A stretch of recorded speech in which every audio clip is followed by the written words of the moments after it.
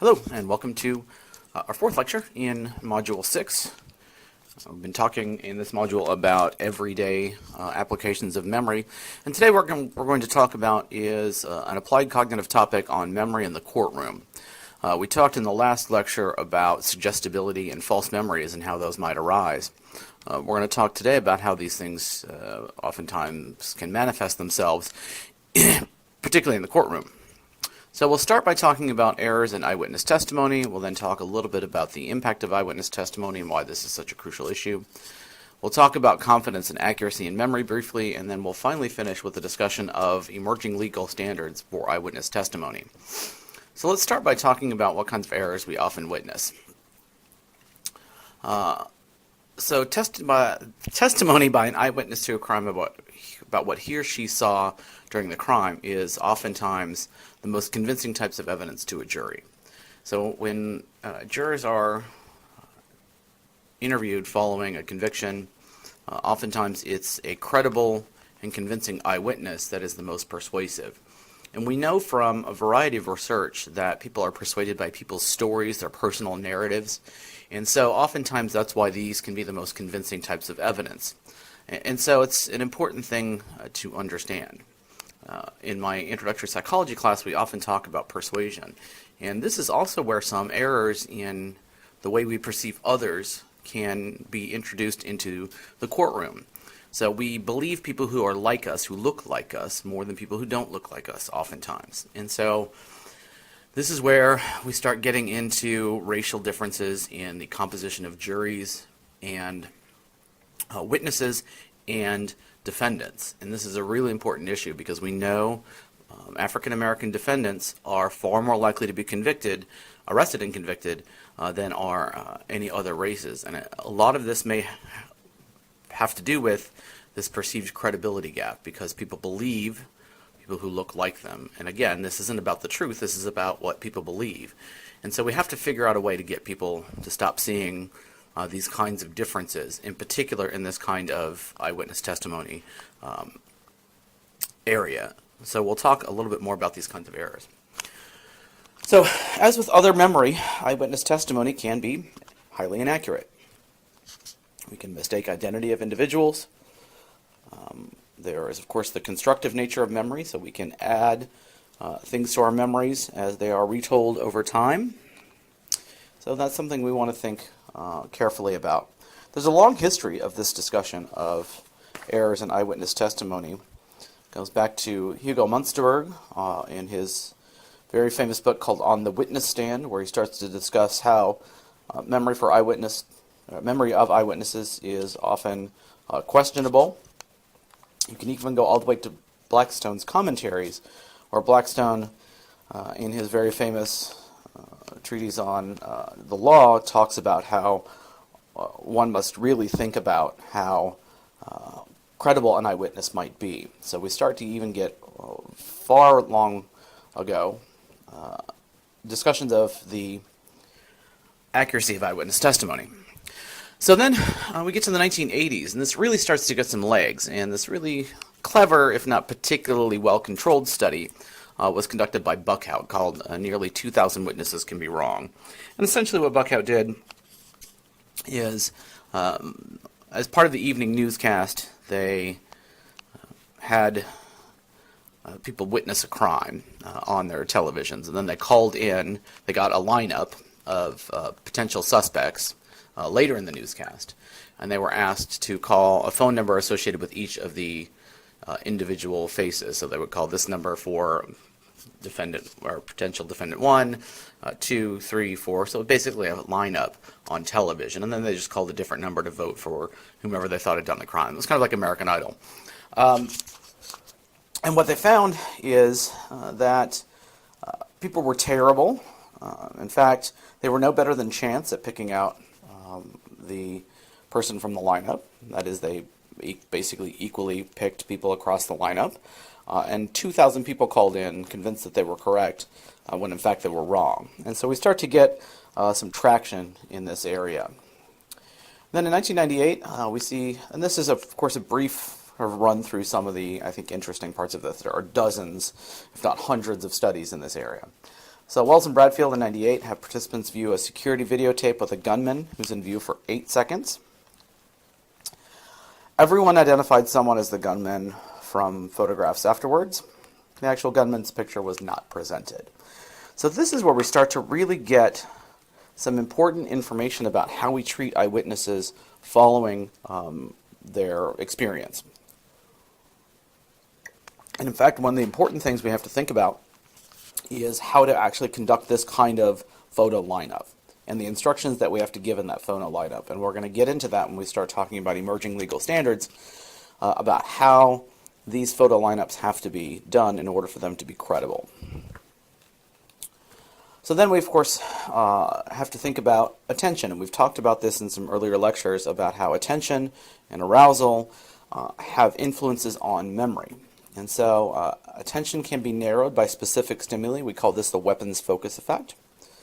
So any kind of shooting decreases the number of details recalled. So there was a presence of a weapon that was fired is associated with a decrease in memory about the perpetrator, the victim, and the weapon. But particularly the perpetrator actually gets the worst memory associated in this shoot or no shoot paradigm. So you can see memory for any of this is terrible if the weapon has been fired.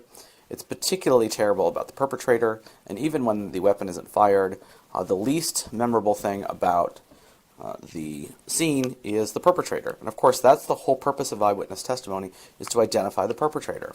And only, looks like about 30% of victims in that shoot scenario, and only 50% in the no-shoot scenario were able to identify the perpetrator. So this is particularly important.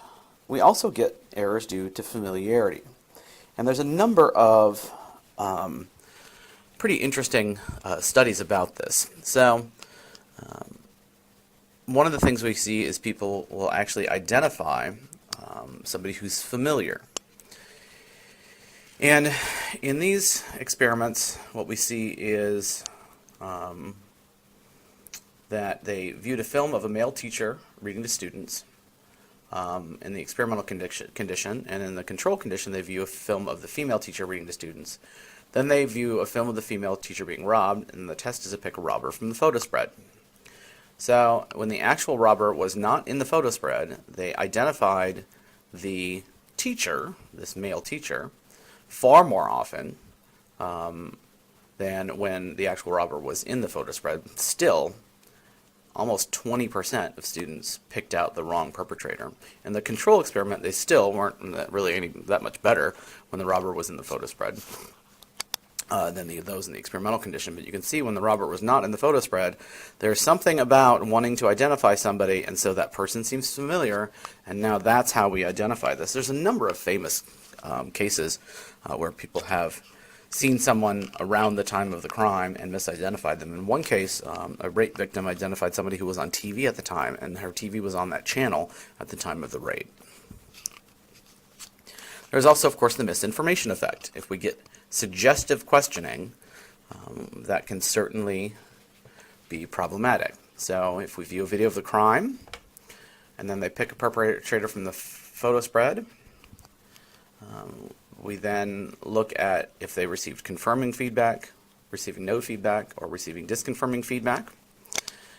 And their confidence, and we'll talk about retrospective confidence in our next lecture, their confidence level rating increased based on feedback from the person giving the photo spread. So first of all, if we get any suggestive questioning, this can lead to a misinformation effect. And you see very famous cases like this in the DC sniper incident back in the 90s. Back in the 2000s, 2002, sorry. We see the presence of this white van that was never part of the crime because people kept asking, did you see a white van? Did you see the white van? And so that sort of gets added to people's memories. This happens all the time when people ask something that seems innocuous. So this person said they were wearing a blue jacket. Did you see someone in a blue jacket? And now they didn't see anybody in a blue jacket, but they remember that. So that kind of misinformation effect happens quite a bit. Now with these photo lineups, this kind of confirming feedback is really important because a lot of investigators are now looking at these confidence ratings and how confident they are that this is the person as being a really important question to ask. So if they receive no feedback, which is really what should happen, because you don't want them moving away from a suspect or towards a suspect based on your feedback. And in fact, the best way in which to do these kinds of photo spreads where people are asked to pick someone out of a photo lineup is to have somebody who doesn't know who the suspect is in the lineup to give the lineup, or have a computer do it. Because then you can't have somebody tapping out a photograph saying, what about this one? Are you sure about this one? You know, that kind of thing that they oftentimes will do by sheer accident, not necessarily by any sort of purposeful bias. Now, that does happen, but that's another question for another day.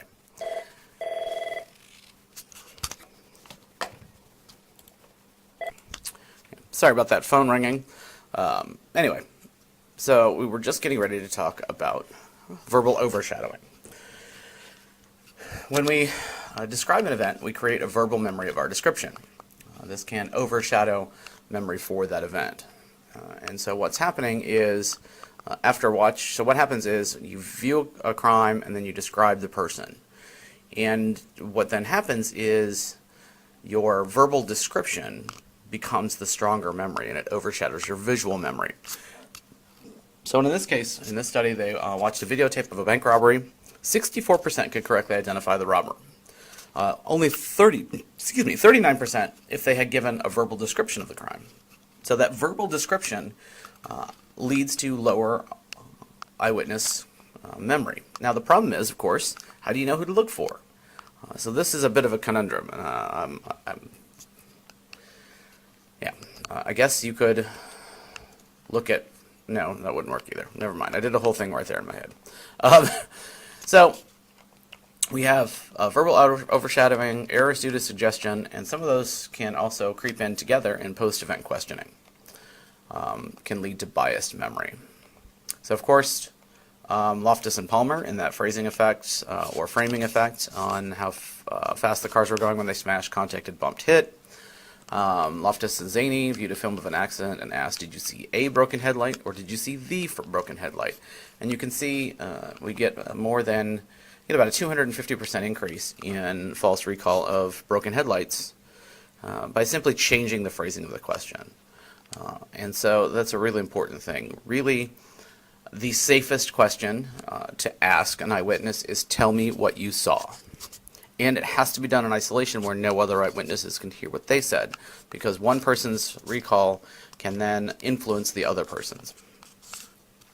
So any kind of most misleading post-event misinformation can really alter memory. Now, one thing that's really important to talk about as part of this is the influence of stress hormones.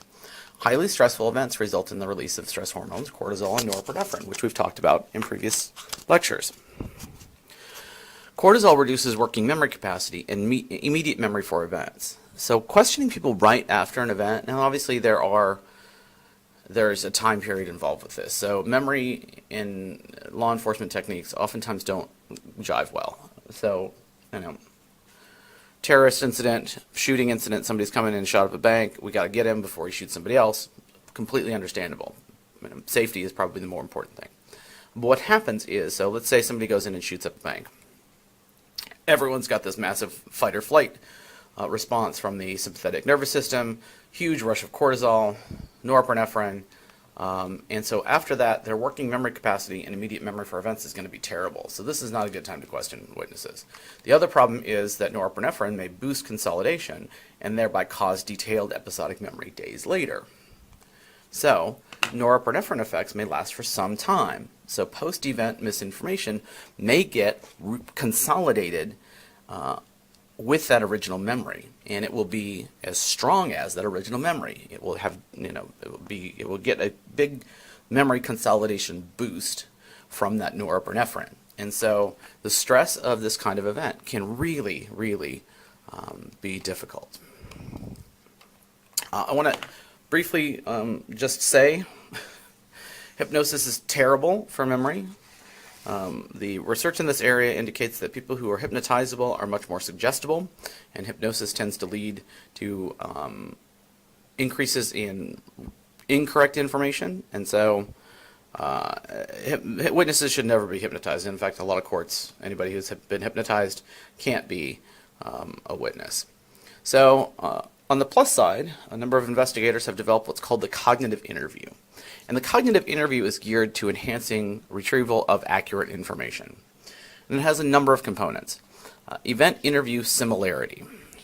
So trying to get the person being interviewed in a similar situation as the event itself. Sometimes this involves taking them to the crime scene or meeting them at the crime scene. Often it involves doing things like focused retrieval. So they have to think about, get entirely back into what was happening that day. So this event interview similarity and focused retrieval will be things like, okay, rather than starting so you're at the bank and somebody comes in, we start long before that. So you got up and did what? What did you have for breakfast? Then you went where? So, okay, well, I went to the, went here and dropped the kids off at daycare. Then I took the dog to the groomers, and then I went to the bank because I had to deposit a check that had come in the mail the day before. Okay, so what was the weather like? What route did you take from the groomers to the bank? And so you came into the bank, who did you see? What did you do first? So this gets them right back into that context, because remember, memory is tied to context, particularly episodic memory, and so getting them exactly into that day and what was happening is a really important part of that. Extensive retrieval is another part of this, so just kind of continued retrieval, kind of asking them to retrieve every piece of information they can recall, because some bits and pieces will be picked up here and there. Another important part of this is witness compatible questioning. So you have to think about cultural bias, age, gender, and ways in which you want to question somebody. And so you can't question an 8-year-old the same way you would question a 30-year-old, or could you question a 70-year-old the same way you would question a 30-year-old. You're going to want to question somebody in their native language. You're probably going to want to think about, are there cultural issues that might be part of this. So think very carefully about how to question them.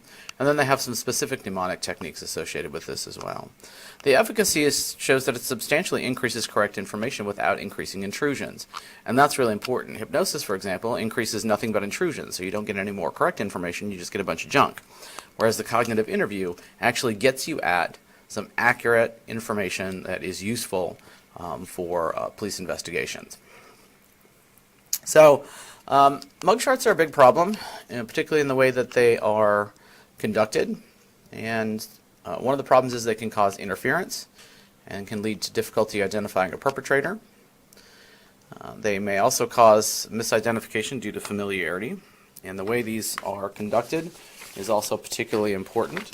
So you can't introduce the same person more than once. That's really important because they may seem familiar. There's also a way to do these kinds of lineups we'll talk about here in a minute. But importantly, you have to tell them they may or may not be, the suspect may or may not be in the lineup, but we'll talk about that when we get to legal standards. But mugshots and police lineups are a really difficult way to, they're important, but they're also, you have to do them right. And so this television lineup with a bunch of people standing behind a two-way glass very rarely happens. It's just simply not the way to do it. And so we try to get people away from that. We'll talk more about that in a moment. So why is this so important? Well, there are a number of things that are important to think about. First of all is that there is a wide variety of research showing that we're not very good at identifying faces from races other than our own. We call this cross-ethnic identification. So one of the things that happens is the part of your brain that's associated with recognizing faces is called the fusiform face gyrus, as you'll recall from, or the fusiform face area, sorry, as you recall from our discussions of visual recognition. Well, that part of the brain develops as we develop, and so we get very good at identifying faces that we see every day. And so those faces we see every day are the ones looking over our cribs, and so we have to really think carefully because people are not very good at identifying faces of other races. And that becomes really important when we talk about an eyewitness, because that can lead to a lot of problems if you can't tell the difference between somebody who's a different race from yourself. About 77,000 people a year are arrested based on eyewitnesses and solely on eyewitnesses. The principal determinant of guilty verdicts tends to be eyewitness testimony.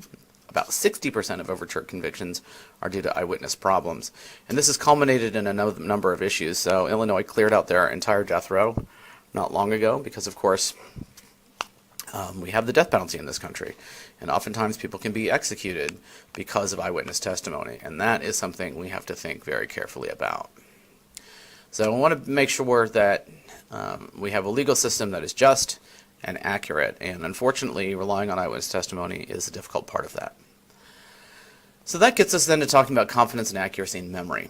Oddly, people tend to be as confident and sometimes more confident in false memories. Remember when we talked about that Loftus study in the previous lecture, you have participants who swear up and down that their memories are accurate. And in fact, in the demonstration we did in the previous lecture using the Deese-Roediger-McDermott effect, I've had students swear up and down that I read a word that I didn't. And the reason that is because they believe the memory's true. They remember it. And so it's not that they're lying. You can't detect this with a lie detector because they believe it's true. It's in their memories. To them, they are simply relating what they remember.